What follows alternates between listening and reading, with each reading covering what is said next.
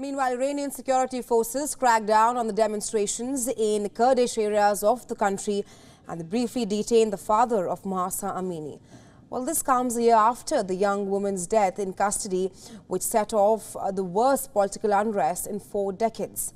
Human rights groups also reported sporadic confrontations in several areas of the country. Our next report tells you more. Take a look. Iranian security forces briefly detained the father of Mahsa Amini in police custody on Saturday, the first anniversary of his daughter's death. State-affiliated media reported arrests of several, quote, counter-revolutionaries and, quote, terrorists across the country. It said security forces had foiled plots to create disturbances around illegal demonstrations.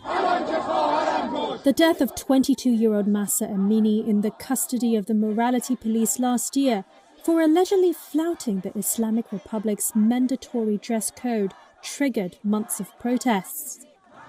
And a year on, massive security force presence was deployed in Iran's mostly Kurdish areas on Saturday in anticipation of unrest.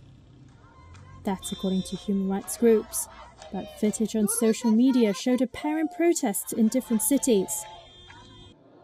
The Kurdistan Human Rights Network says Mahsa Amini's father Amjad was warned against marking the anniversary of his daughter's death before being released. Iran's official IRNA news agency denied that Amjad Amini was arrested, but it did not say if he was briefly detained or warned.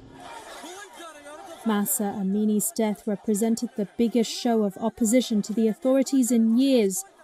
Many called for an end to more than 4 decades of Shiite clerical rule. Rights group says more than 500 people were killed in the protests, and Iran carried out 7 executions linked to the unrest.